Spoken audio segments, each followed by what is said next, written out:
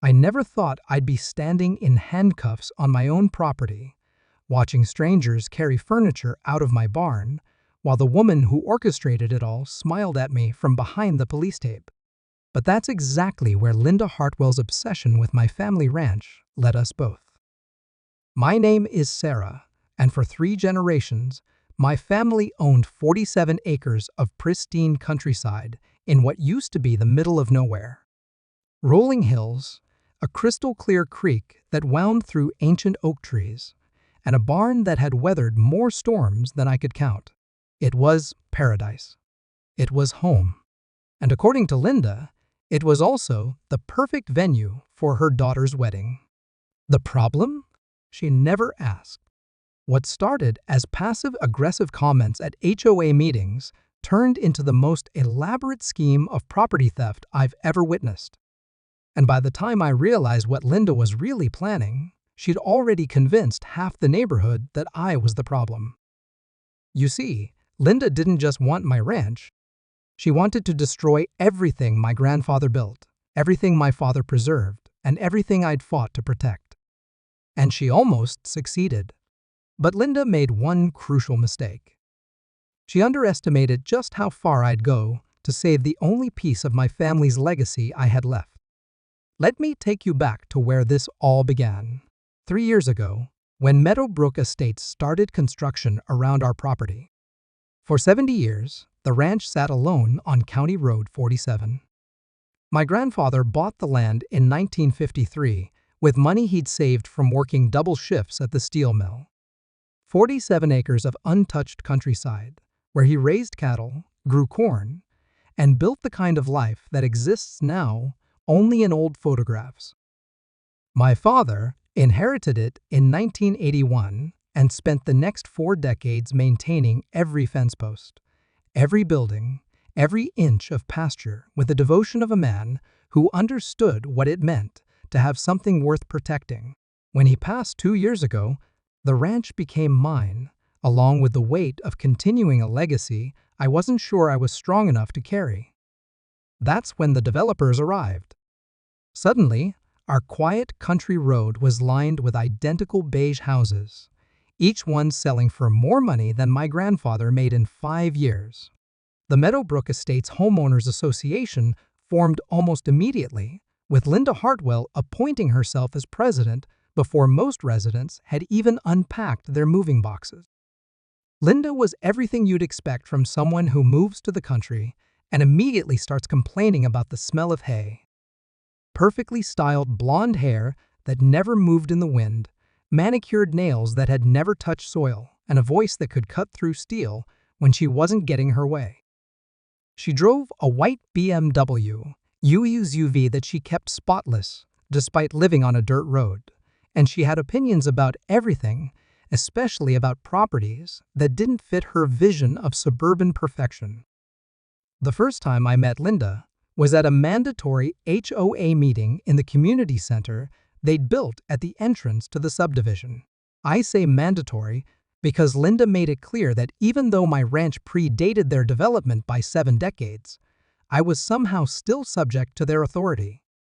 We need to discuss the rustic properties that affect our community's aesthetic, Linda announced, her eyes fixed directly on me. Property values are a concern for all of us. I raised my hand. My ranch isn't part of your subdivision. I'm not even sure why I'm here. Linda's smile was sharp enough to cut glass. Oh, but you are part of our community now, Sarah. Whether you like it or not, we're all neighbors here. And neighbors need to work together to maintain standards. Standards. That word would haunt me for the next 2 years. After the meeting, Linda approached me with what she probably thought was a friendly expression. Your property is quite extensive, she said, looking out toward my pastures. All that space must be overwhelming for someone your age to maintain alone. I was 34. Hardly ancient. I manage just fine, I replied. I'm sure you do your best, Linda said, her tone suggesting the opposite.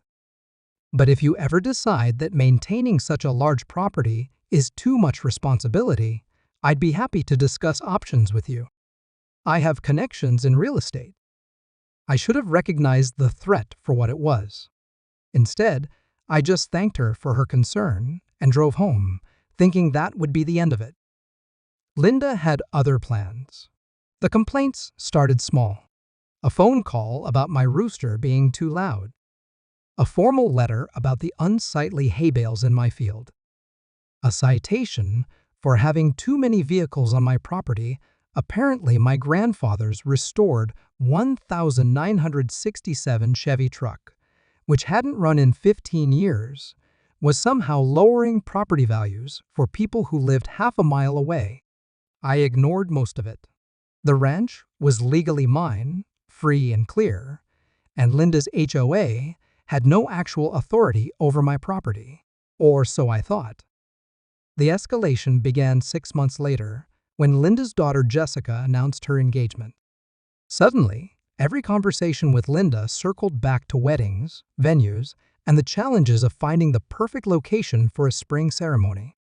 You know, Linda said during one particularly pointed encounter at the grocery store, Jessica has always dreamed of an outdoor wedding. Somewhere with character. Somewhere with history. She paused, studying my face for a reaction. Your barn would make such a beautiful backdrop for photos.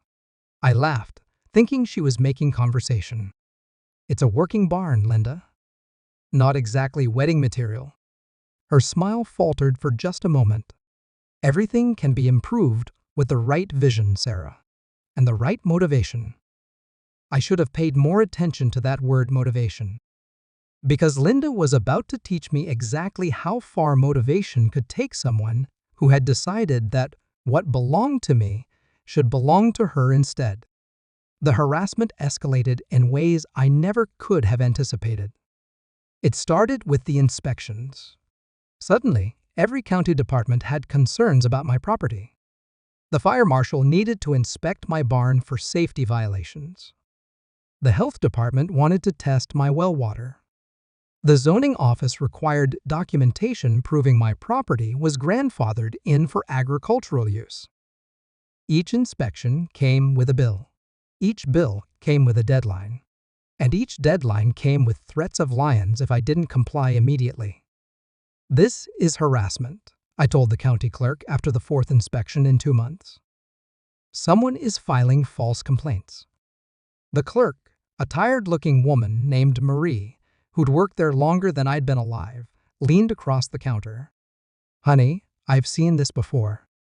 Someone wants your property, and they're trying to make ownership so expensive and complicated that you'll just give up.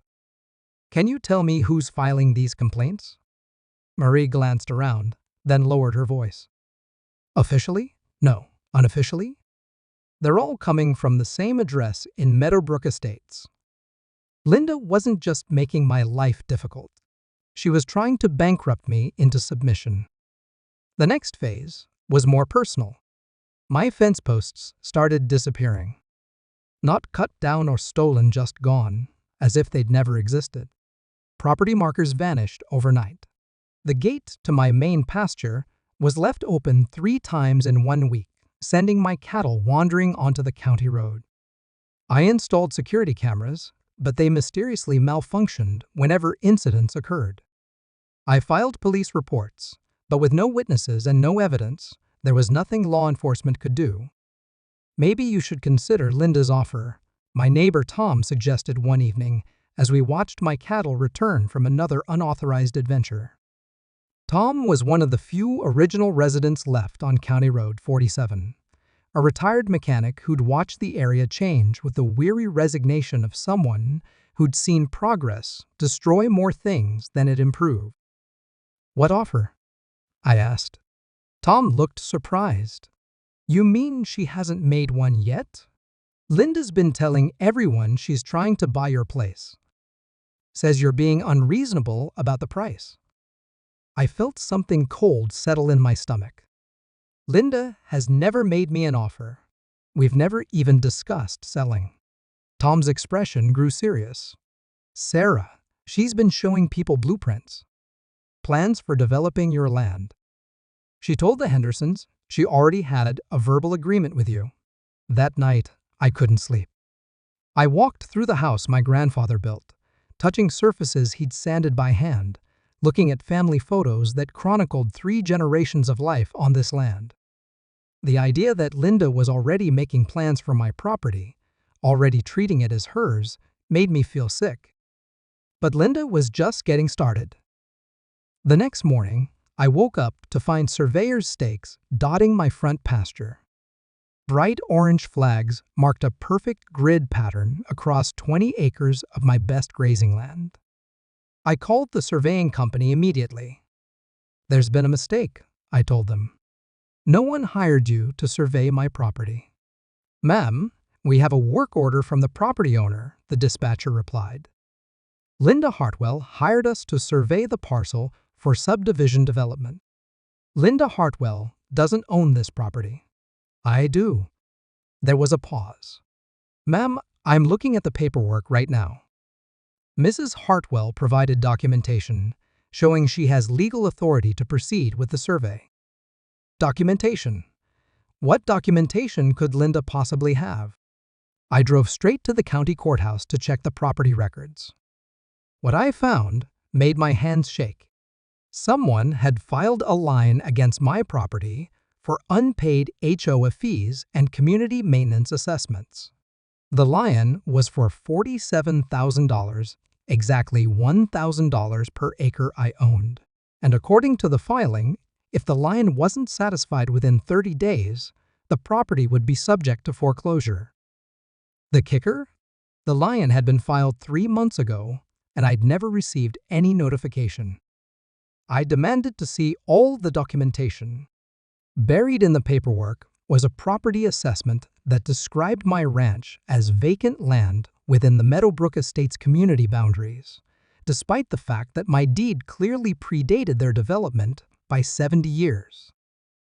More disturbing was a statement claiming I had signed an agreement to join the HOA voluntarily.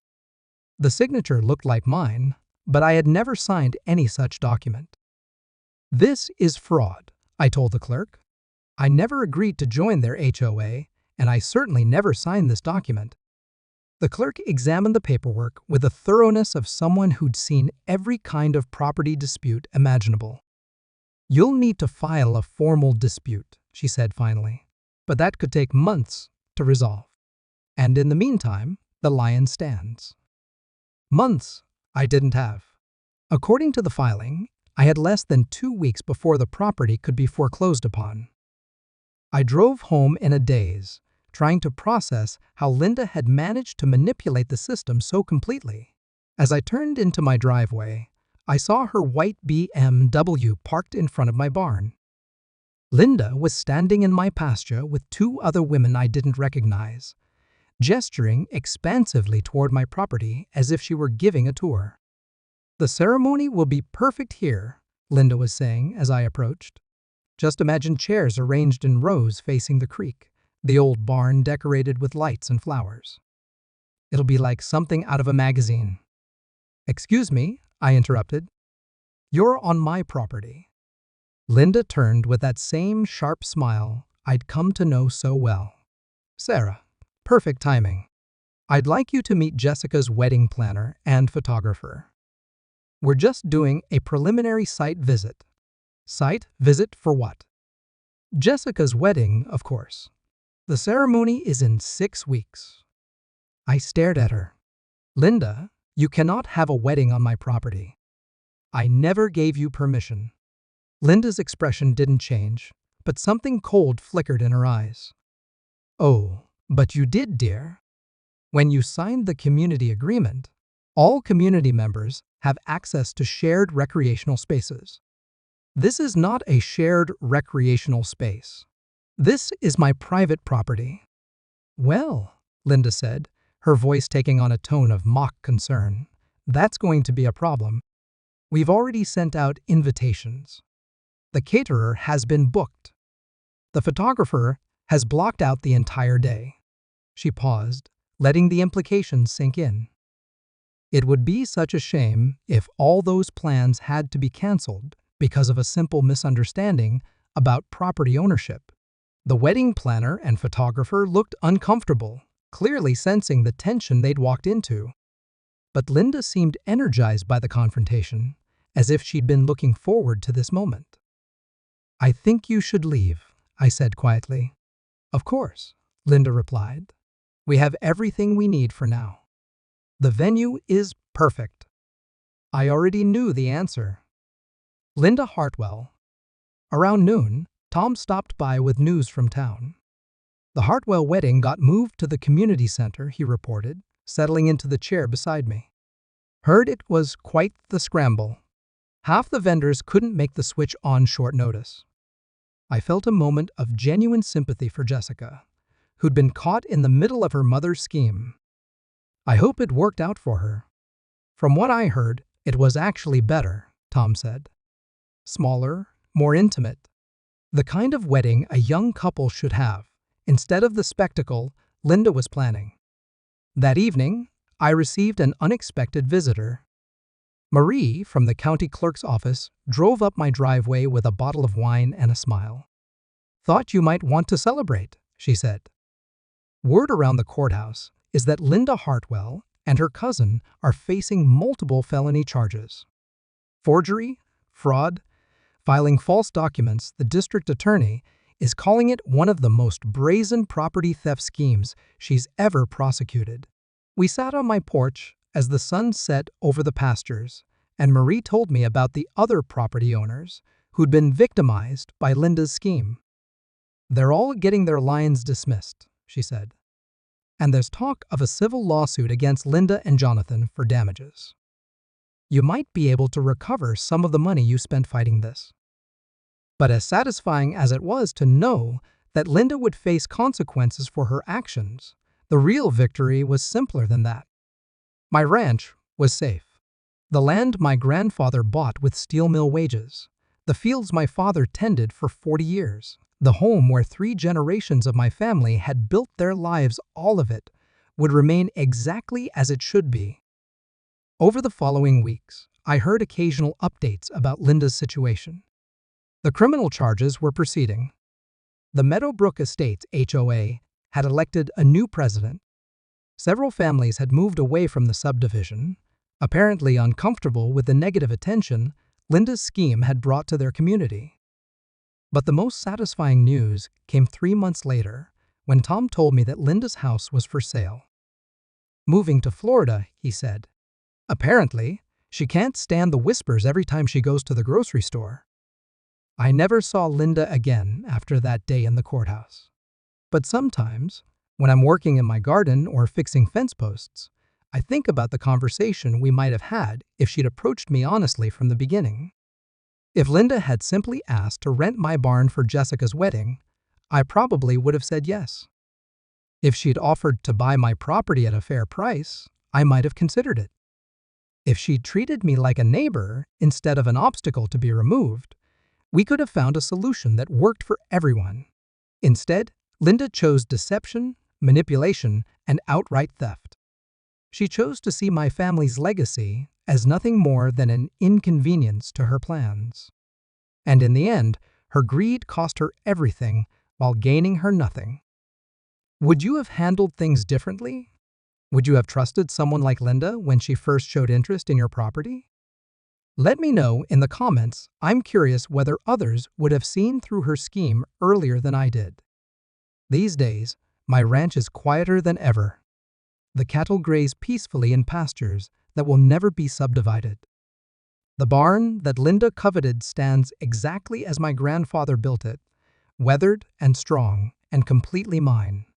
Sometimes I walk through the fields at sunset and think about the generations who will come after me, who will inherit this land and the stories that come with it. They'll hear about the woman who tried to steal their family's legacy, and they'll understand that some things are worth fighting for, no matter how powerful the people trying to take them away. If you enjoyed this story of standing up to HOA tyranny and neighborhood bullies, please subscribe to the channel. There are more stories like this, One tales of homeowners who refused to back down when faced with people who thought they could take whatever they wanted. Because sometimes the only way to deal with a Karen is to remind her that other people have rights too. And sometimes, just sometimes, justice actually wins. The ranch is still here. Linda Hartwell is not. And that's exactly how this story was always meant to end.